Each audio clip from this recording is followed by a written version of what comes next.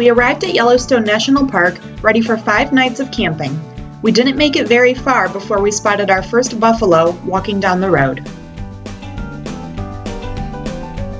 Over the next few days, we would see more, sometimes a handful off in the distance, and sometimes on their own wandering through a river.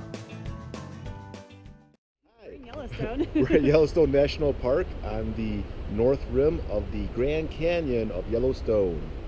And we're hiking down right now to see the lower falls. It's a pretty steep path.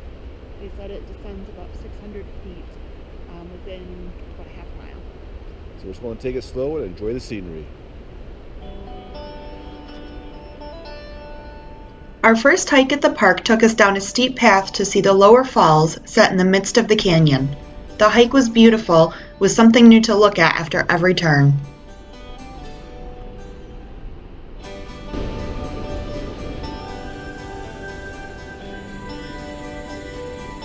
The lower falls are 308 feet high, making them higher than Niagara Falls and with the largest volume waterfall in the Rocky Mountains.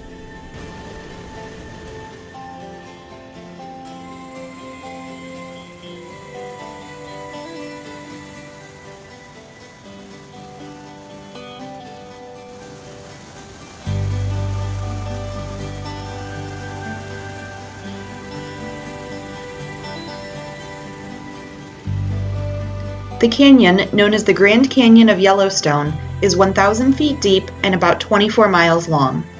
The yellow color most common in the canyon is thanks to the presence of iron in the rock. There are other colors visible as well due to oxidization in the rocks. Essentially, the rocks are rusting, which causes the different colors.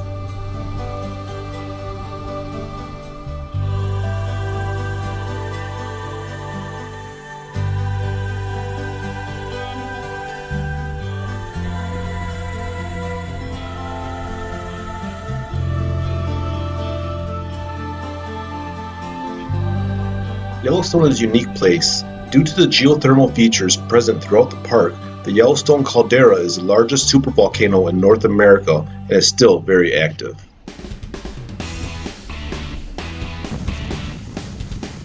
The last eruption was 630,000 years ago and formed many of the features we saw on our trip, such as Lake Yellowstone, the Grand Canyon, Mammoth Hot Springs, Old Faithful, and many of the bubbling and gurgling geysers, fumaroles, and springs scattered throughout the park.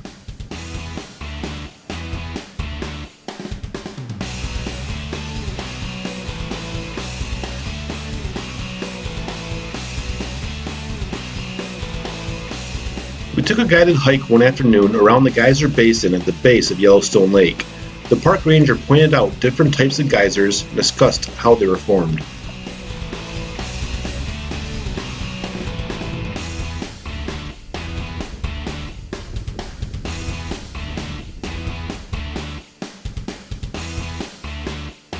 No trip to Yellowstone would be complete without stopping to watch its most famous and predictable geyser erupt. Old Faithful goes off regularly throughout the day, making it easy to get a front row seat to watch it happen.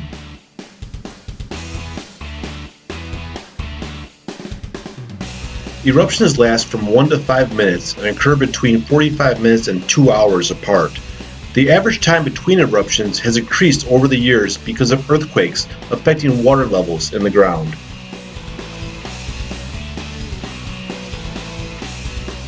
Mammoth Hot Springs is a set of springs located on a hill of travertine. The hot water cools on the surface and deposits calcium carbonate, giving the springs an almost snowy appearance in places.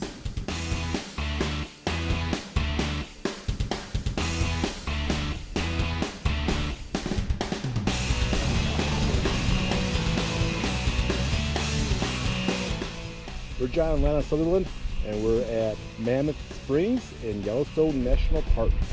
Yay.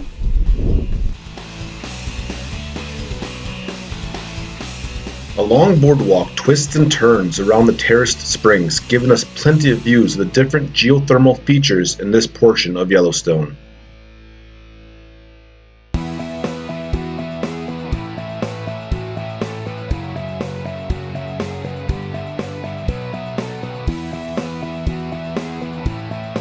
Grand Prismatic Spring is the largest hot spring in the United States and the third largest in the world.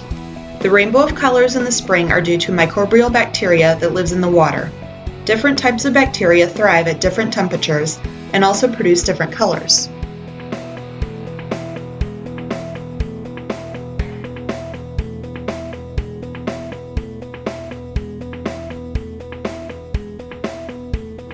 The blue seen in the center of the spring is sterile. No bacteria live in the middle where the spring is so deep. However, bacteria do live in the edges, producing the red, oranges, and other colors seen on the outsides.